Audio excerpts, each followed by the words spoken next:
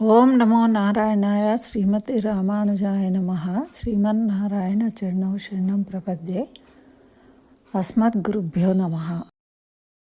మనము తిరుప్పావైలో ఈరోజు చివరి రోజు 30వ పాశురాన్ని అనుసంధానం చేసుకొని దాంతోపాటు దాని యొక్క అర్థ విశేషాలను తెలుసుకుందాం. ఇది 30వ పాశురం కాబట్టి మామూలుగా మనం ఇంట్లో చదువుకున్నప్పుడు మొదటి నుంచి చివరి వరకు చదువుకోవాలండి ఈరోజు తప్పకుండా. అయితే ఈరోజు ఇప్పుడు 30వ పాశురాన్ని అనుసంధానం చేసుకుందాం. వంగక్కడల్ కడైంద మాధవనై కేశవనై తింగల్ తిరుముగత్తు చేయిళై యార్ சென்றிரைஞ்சி அங்கப்பறை கொண்ட வார்த்தை அணி புதுவை பைங்கமல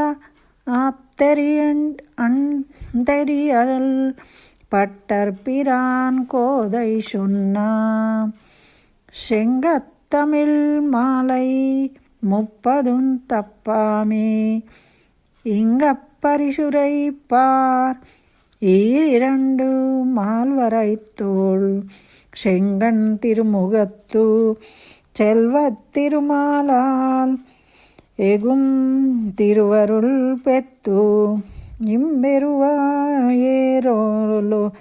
రెంబావాయి. ఇది 30వ పాశురం అండి. దీన్ని ఫలశ్రుతి పాశురం అంటారు. అంటే దేనికైనా కూడా మనము ఏ స్తోత్రం చదివినా కూడా దానివల్ల ఫలితం ఏం వస్తుంది మనకు అనేది చివరి పద్యంలో శ్లోకం కానీ ఏదైనా చివరి వాక్యం అది ఉంటుందన్నమాట. ఆ విధంగా మరి నెల రోజుల నుంచి వ్రతం చేసినాం కదా మనము. ఈ ఆ రేపల్లలో ఉన్న గోపికలు చేస్తే వాళ్ళేం ఫలితాన్ని పొందిండ్రు, మరి రేపల్లలో గోపమ్మలు చేసినటువంటి వ్రతాన్ని గోదాదేవి చేసి ఎటువంటి ఫలితాన్ని పొందింది. మరి ఇప్పుడు గోదాదేవి మనకు అందించిన ఈ వ్రతాన్ని మనమందరం చేస్తే మనకు ఏమి ఫలితం కలుగుతుంది అనేది మరి అది కూడా ఇందులో చేర్చింది గోదమ్మ. చూడండి ఎంత అంటే కృప కలిగింది. తన ఒక్కతే చేసుకోలేదు, వ్రతం చేసి లాభపడాలి, నేనే కృష్ణుడిని పొందాలి అనుకోలేదు. తనతో పాటు గోపికలందరినీ పీల్చుకురావాలి అని తన ఫ్రెండ్స్ అందరినీ పీల్చుకొచ్చుకున్నది. మరి అందరినీ నిద్రపోయిన వాళ్ళని కూడా లేపుకుంటూ తీసుకెళ్ళింది. మరి వచ్చిన వాళ్ళందరినీ కూడా తనకన్నా గొప్పవాళ్ళుగా భావించి అందరినీ కలిపి తీసుకువెళ్ళిన తర్వాత ఇప్పుడు ఫలితం మరి తనొక్కతే కాదు, అందరి కోసం అడిగింది నిన్న కదండి. మా అందరికీ పని ఇవ్వాలి కైంకర్యం చేయడానికి అని అడిగింది కదా. నేనొక్కదాన్ని చేస్తాను అని అనలేదు. ఇట్లా రకరకాల పనులకు మమ్మల్ని నియమించుకోను అని చెప్పింది. మరి అటువంటి కృష్ణానుభవాన్ని వీళ్ళు పొందిండ్రు కదా. మరి భవిష్యత్తులో మరి ఇంకెవరన్నా చేస్తే కూడా ఏం ఫలితం రావాలనేది కూడా ఆమె మనకు తెలిపిందనమాట. కాబట్టే ఇది చాలా అంత ప్రసిద్ధికి ఎక్కిందనమాట. ఇది కూడా మన రామానుజాచార్యులు చేయబట్టి, మన గురువు గారైన రామానుజాచార్యులు దీన్ని ఇట్లా నియమించడం వల్ల అన్ని దేవాలయాలలో ఇది మనకు లభ్యమైంది. కాబట్టి ఆ రకంగా మన ఆచార్యులను తలుచుకుని నమస్కరించుకోవాలి. మరి మనకి పాశురాలను అందించిన గోదాదేవిని ఆండాళ్ళను తలుచుకుని మనం నమస్కరించుకోవాలి. మరి ఎవరు ఎన్ని పూజలు చేసినా ఏం చెప్పినా చివరకు ఫలితం ఇచ్చేవాడు ఆ శ్రీమన్నారాయణుడు కాబట్టి అనునిత్యము ఆ శ్రీమన్నారాయణ జపాన్ని చేసుకోవాలి. అయితే ఇప్పుడు ఈ పాశురం యొక్క బాహ్యమైన అర్థాన్ని చూద్దాం. ముందు ఓడలతో నిండి ఉన్న క్షీర సముద్రాన్ని మదింపజేసి లక్ష్మీదేవిని పొందాడు. అప్పుడు మాధవుడు అయిండు. మా అంటే లక్ష్మీదేవి అనమాట, ధవుడు అంటే భర్త. క్షీరసాగరంలో అమ్మ వెళ్ళిపోయింది కదా అలిగి తల్లిగారింటికి.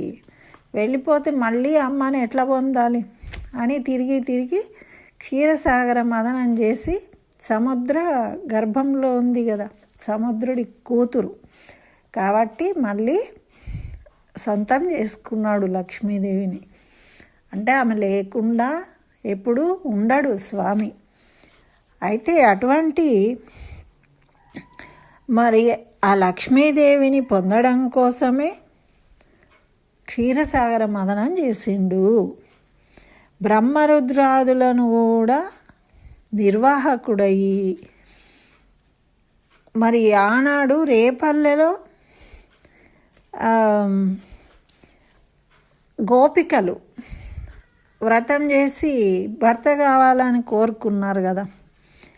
మరి అటువంటి వాళ్ళు కూడా గోపికలు కూడా ఏం వండినారు మరి మొన్న ఏమడిగినారు వీళ్ళందరూ, దివ్యాభరణాలు కావాలి మాకు అని మంగళం పాడి భగవత్ కైంకర్య పురుషార్థాన్ని సాధించుకున్నారు. అదే ప్రకారము ఇక్కడ శ్రీవిల్లిపుత్తూరులో ఇది చాలా పవిత్రమైన ప్రదేశం అన్నట్టు. మొత్తం ప్రళయం వచ్చి మునిగిపోయినా కూడా ఈ విల్లిపుత్తూరు అనేది మునగదట.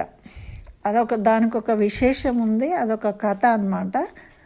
అది మనం వీలున్నప్పుడు ఒకసారి చెప్పుకుందాం దాని పవిత్రత ఏంటిది అనేది.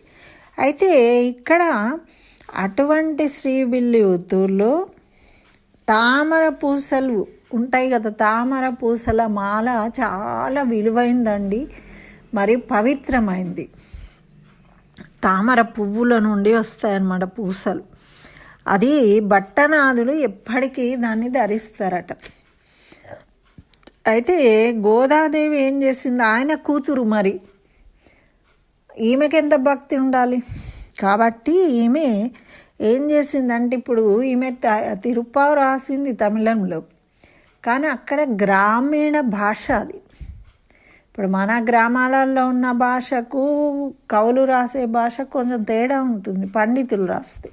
కానీ మీ చిన్నపిల్ల కదా, ఏదో తనకు తోచిన భాషలో తనకు వచ్చిన భాషలో రాసితేనే ఇగో ఇంత వైభవంగా ఉంది, ఇన్ని అర్థ విశేషాలు ఉన్నాయి. మరి ఇంకా చదువుకుని శాస్త్రాలు తెలుసుంటే ఎలా ఉంటుందండి. అందుకే మనము చదువుతూ ఉండాలన్నమాట, ఎన్నో విషయాలు తెలుస్తాయి మనకు.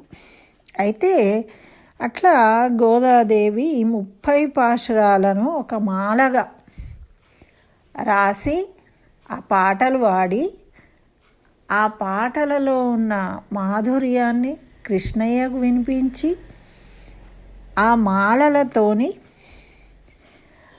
ఆమె కృష్ణయ్యను అందుకున్నది. అంటే ఎక్కడి నుంచి, క్షీరసాగరంలోనేమో పరమాత్ముడే లక్ష్మీదేవి కోసం పోయి వెతుక్కున్నాడు. మరి ఇప్పుడు ఇక్కడనేమో లక్ష్మీదేవే స్వామి దగ్గరికి వెళ్ళాలని త్వరబడి వెళ్ళిందనమాట. అంటే వాళ్ళు ఎప్పుడూ కూడా జంటగా ఉంటారు, విడివిడిగా ఉండరు. అయితే ఇక్కడ ఈ పాశురాలన్నీ మనకు వేదం చదవాలి అంటే చదవలేము, చాలా కష్టం కదండి. ఉపనిషత్తులు, వేదాలు ఇవన్నీ చదవాలి అంటే. అయితే అటువంటి వేదాంత సారాన్ని ఆమె చిన్న చిన్న పదాలతోని మనకు తెలియజేసింది.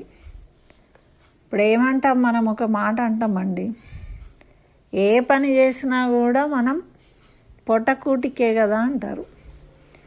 అంటే ఎంత రాజు కోట్లు సంపాదించినా కానీ తినడం కోసమే కదా.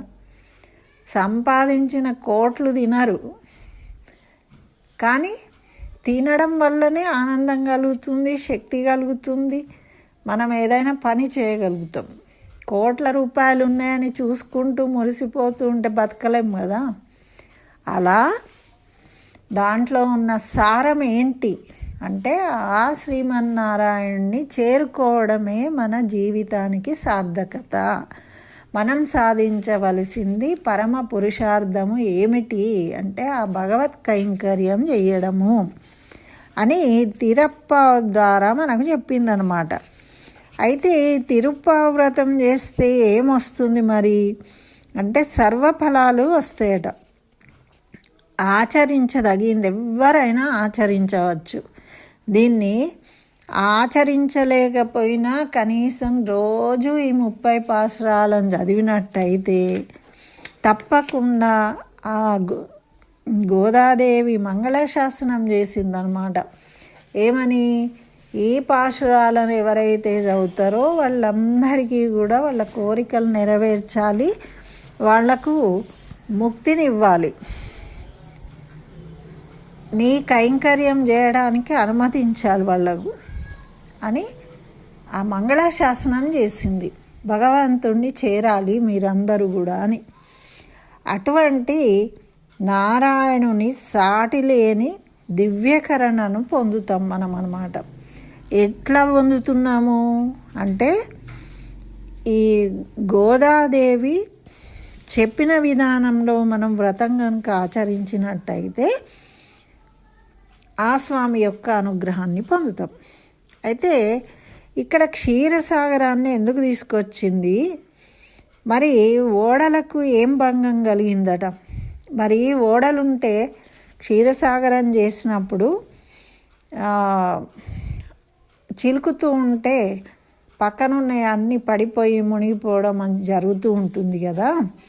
కానట వాళ్ళకి ఏమి ఇబ్బంది కాకుండా చిలికాడట. ఎవరు మరి అప్పుడు తాబేల్లాగా పోయి మందర పర్వతం కింద ఉన్నాడు కదా స్వామి, అది మందర పర్వతాన్ని లోపలికి పడిపోకుండా, మరి అప్పుడు అలా చిలికారట దాన్ని. మరి వ్యాసుడు రాసినప్పుడు అక్కడ ఓడలు ఉన్నాయని ఏం రాయలేదు భాగవతంలో, కానీ ఇక్కడ గోదాదేవికి ఎక్కడి నుంచి కనబడ్డాయి ఆ ఓడలు ఉన్నాయని చెప్తుంది అని మన పెద్దలు తెలుసుకున్నారనమాట. ఇక్కడ ఓడలు అంటే ఏమిటి అంటే మనమే, మన ఆత్మలు, జీవాత్మలు. సంసారమే సముద్రం. ఇప్పుడు మనం ఉన్నదే సంసారమే పెద్ద సముద్రం. ఈ భూలోకమే పెద్ద సముద్రం లాగా మనమే ఓడలమాట. మన జీవ ఆత్మలే ఓడలు. మరి వీళ్ళను తెలివిగా తప్పించడానికి ప్రయత్నిస్తూ ఉంటాడు. ఆ మాధవుడే సముద్రాన్ని జిలికినప్పుడు అటు ఇటు ఊగుతూ ఉంటుంది కదా. అయితేనట అప్పుడు ఆ కేశాలు వీడిపోయినాయంట. కాబట్టి కేశవుడైండు అని చెప్తుంది అమ్మ. కేశి అనే రాక్షసుని చంపడము, ఇక్కడనేమో కేశాలు అటు ఇటు ఊగుతూ ఊడిపోతున్నాయట. అందుకని కేశవుడైండు అంటే దీని అంతరార్థంగా ఏం చెప్తుందమ్మా అంటే, మొదలు ఏం చెప్పిండ్రు, పాదాలు కనిపించినాయి. ఫస్ట్ పాదాలను చూసి కృష్ణుడని లేపిండ్రు కదా మేల్కొల్పడానికి. అంటే పాదాల నుండి మనం కేశాల వరకు స్వామిని కనులారా దర్శించాలి. అది ఒక పద్ధతి.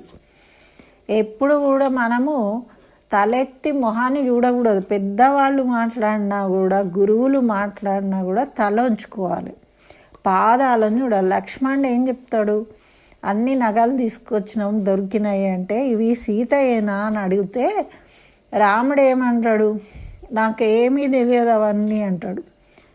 లక్ష్మణుడికి తెలుసు అంటే లక్ష్మణుని అడుగుతారు. అడిగితే అప్పుడు లక్ష్మణుడు ఏమంటాడు, నాకు ఏమీ తెలియదు, కానీ ఈ కాళ్ళకున్న పట్టీలు ఉంటాయి కదా పెట్టుకుంటారు, ఇవి మాత్రము సీతమ్మయే అని చెప్తాడు. అంటే ఎప్పుడు పాదాలు మాత్రమే చూసిండట సీతాదేవి. అది భక్తి. మనము పెద్దవాళ్లకు తల కిందికి వంచుకుని మాట్లాడాలి, డైరెక్ట్ పైకి ఎత్తి మాట్లాడకూడదు. అంటే భయము భక్తి రెండూ ఉండాలి. అందుకే మన పెద్దలు అంటారు అట్లా, భయము భక్తి అనేవి రెండు ఉండాలి. పెద్దలంటే ఒక్కొక్కసారి మనం నచ్చని వాళ్ళు వచ్చినా కూడా భయంతోనైనా సరే మనము ఆ గౌరవం ఇవ్వాలి వాళ్ళకు.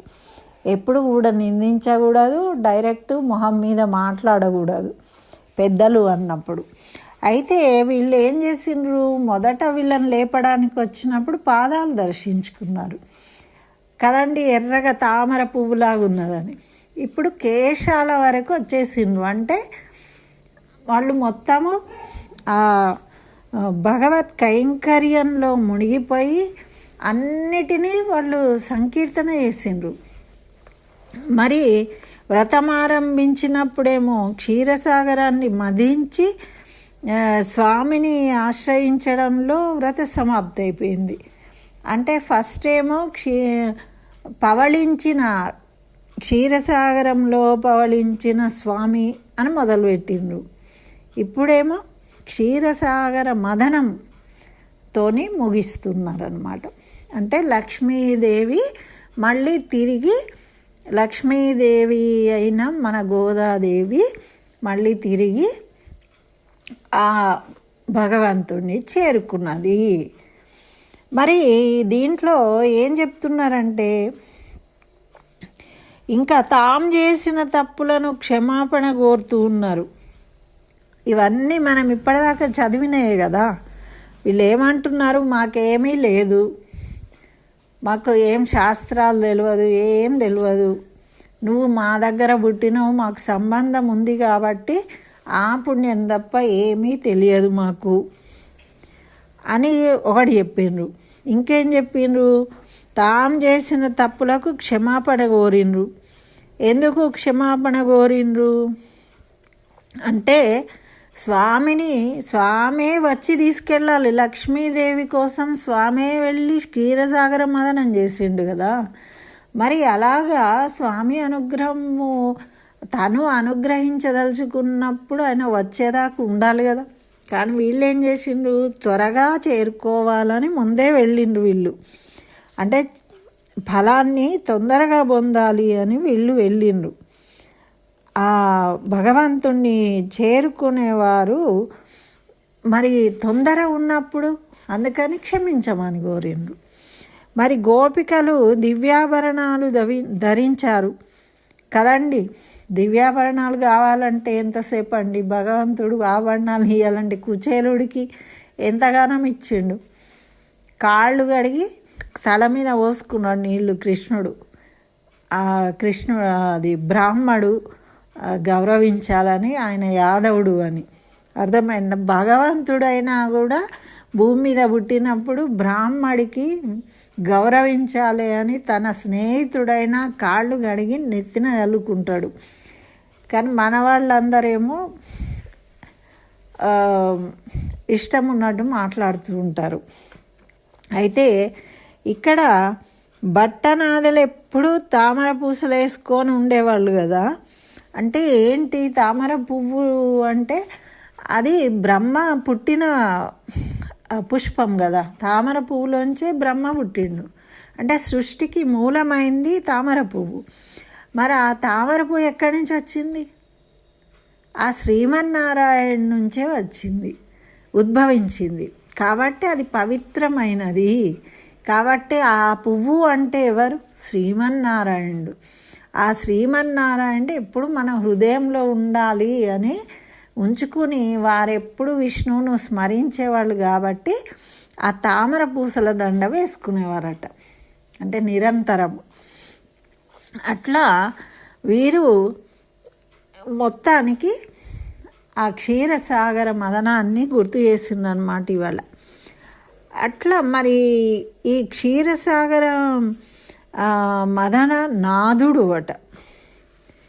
మరి శ్రీకృష్ణుని వైభవము అధికమవుతుంది. ఇప్పుడు మనము ఊరికే తలుచుకుంటూ ఉంటే ఏదైనా పని చేసింది, అబ్బా ఎంత బాగుంది, ఎంత బాగుంది, ఎంత బాగుంది అంటూ ఉంటే దాని విలువ పెరుగుతూ ఉంటుంది. దాన్ని అందరూ కూడా అవును బాగుంది బాగుంది అంటూ ఉంటారు కదండి. ఏదైనా నలుగురు మెచ్చినప్పుడు దాని విలువ పెరుగుతుంది. అట్లా శ్రీకృష్ణుని వైభవము అధికమైపోయింది. అంటే క్షీరాబ్దినాథుని కంటే క్షీరసాగర మదనుడుగా ఈయనకి విలువ పెరిగింది. క్షీరాబ్దిలో ఉన్నప్పుడు ఏముందండి, ఏం లేదు, యోగ నిద్రలో ఉన్నాడు. అప్పుడు ఎవరు లక్ష్మీదేవి ఏం లేదు. కానీ ఇప్పుడు లక్ష్మీదేవి వచ్చిన తర్వాత ఈయన విలువ పెరిగింది అంటున్నాను. మరి ఇట్లాంటి ఆ శ్రీమన్నారాయణుడికి ఆ వైభవాన్ని పాటల రూపంలో పాడి అర్పించిందనమాట మా గోదాదేవి. అందుకే ఇది చాలా శ్రేష్టమైన వ్రతము అని మనకు తెలియజేస్తూ ఉన్నారు. అయితే ఇక్కడ మరి ఏం చేసిండట అంటే, శ్రీరంగనాథుడు ఆండాళ్ళను తోడి తీసుకురమ్మని చెప్పిండ్రు. ఈరోజు ఏంటి అంటే మనకు 30వ పాశ్రం కదా, అయిపోవస్తుంది ఇంకా. అంటే వీళ్ళు చేరుకున్నారు. అక్కడికి చేరుకున్నప్పుడు శ్రీరంగనాథుడిని భర్తగా పొందాలనే ఆమె కోరికను స్వీకరించాడు రంగనాథుడు. కాబట్టి పెరియాళ్వార్ను కలలో కనిపించి ఆజ్ఞాపించాడనమాట. అప్పుడు పెరియాళ్వారేమో వారి శిష్యులైన వల్లభరాయల్ని వెంట పెట్టుకొని ఈ గోదాదేవిని పల్లకిలో కూర్చోబెట్టుకొని శ్రీరంగానికి చేరుకున్నాడు. అక్కడ స్వామి శ్రీరంగనాథుడు అందరి సమక్షంలో గోదాదేవితో తనతో చేర్చుకున్నాడు. అందులో వివాహం జరిగింది, పక్క కూర్చోబెట్టి. జరిగిన తర్వాత అది విగ్రహం కదండి, ఈ అమ్మని ఆ స్వామి దగ్గరికి గర్భాలయంలోకి పంపించారు. పంపించినప్పుడు అక్కడ అమ్మ ఆ స్వామిలో కలిసిపోయిందట. అయితే ఆమె భోగము అనుభవించడం, భోగము ఇక్కడ శ్రీరంగనాథ కళ్యాణము జరిగింది కదా, అంటే గోదాదేవి ఆ పరమాత్మ అనుభవాన్ని పొందింది. కాబట్టి ఇక్కడ ఏమంటారంటే భోగి అంటున్నారన్నమాట. భోగము అంటే పరమాత్మ అనుభవము, పరమాత్మను అనుభవించడమే భోగము. అంతకన్నా భోగం ఏముంటుందండి, ఇంకేమీ ఉండదు ప్రపంచంలో అంతకన్నా గొప్పది. కాబట్టి ఈరోజు మనం భోగి అనడము ఆ విధంగా వచ్చిందనమాట. అయితే ఈ వ్రతం చేస్తే మరి మనకు ఈ 30 పాశ్రాలను ఎవరైతే చదువుతారో వాళ్ళు అన్ని వర్ణాల వారు చదువుకోవచ్చు. వీళ్ళు చదవచ్చు, వీళ్ళు చదవకూడదని ఏమీ లేదు, నియమాలు లేవు. స్త్రీలు, పురుషులు, పిల్లలు భగవంతుని శరణాగతి చెయ్యాలని ఎవరనుకున్నా వాళ్ళు, నీకు అర్థమైనా కాకపోయినా నువ్వు రోజు చదివితే నీకు ఫలం వచ్చేస్తుంది అంతే. మరి ఏం ఫలం వస్తుంది అంటే, వివాహాలు కాని వాళ్లకు వివాహాలు జరుగుతాయి. మరి కన్నె పిల్లలకు, సంతానం లేని వారికి సంతానం కలుగుతుంది, ఐశ్వర్యం లేని వారికి ఐశ్వర్యం కలుగుతుంది, ఏది కోరిన వారికి అది లభిస్తుంది అని ఫలశ్రుతిగా చెప్పిందట గోదాదేవి. ఈ వ్రతాన్ని లోకానికి దారబోసింది. మరి ఆమె ఇంత వ్రతం చేసి కృష్ణుణ్ణి దగ్గరికి పోయిన తర్వాతే ఈ వ్రత ఫలితం ఉంటుంది. ఆ వ్రత ఫలితాన్ని లోకహితం కోసము దారపోసింది. చూడండి, ఆమె ఉంచుకోలే. ఆమె ఏమనుకుందో, అక్కడికి వెళ్ళాలనుకుంది. వెళ్ళిన తర్వాత ఉన్న పుణ్యంతో ఇంకేదో సాధించేది ఏం లేదు అమ్మకి. కాబట్టి లోకహితం కోసం దారపోసింది. మరి అట్లా ఈ వ్రతము సుసంపన్నమైంది అని మనకు తెలిసిందనమాట. ఈ విధంగా మరి గోపికలు ఆచరించినట్టుగా నేను ఆచరించాను, సుసంపన్నమైంది. అటు పెద్దలకేమో పాడి పంటలు చక్కగా సమృద్ధిగా సంపదలు కలిగినాయి. ఈ గోపికలు కోరుకున్నట్టు వీళ్ళకు ఆ పరమాత్మ అనుభవం కలిగింది. మరి అన్నీ మంచి విషయాలు జరిగాయి. కాబట్టి అందరూ ఎవరు చేసినా కూడా మాకు కలిగినట్టు ఇటువంటి ఫలితాన్నే పొందుతారు. వాళ్ళకు ఆనందం కలుగుతుంది, జ్ఞానం కలుగుతుంది, వాళ్ళు కోరిన కోరికలన్నీ తీరుతాయి అని మనకు ఫలశ్రుతి ఇచ్చిండ్రు. ఇంతకన్నా గొప్ప వ్రతము ఇంకా ఏది ఉండదండి. కాబట్టి అందరము రోజు కనీసం ఒక పాశ్రమన్నా చదవడానికి ప్రయత్నం చేద్దాము. ఏడాది మొత్తం కూడా చదవాల్సిన పాటలు ఇవి. విన్నా కొద్దీ వినాలనిపిస్తుంది. ఏదైనా కూడా మనము అలవాటు చేసుకుంటే మనకు దాని మీద ఆసక్తి కలుగుతుంది. కాబట్టి అందరం ప్రయత్నం చేద్దాము. మనకు మంచి జరగాలి. వాళ్ళ అనుగ్రహంతో, ఆ గోదా రంగనాయకుల అనుగ్రహం మనందరికీ కలగాలి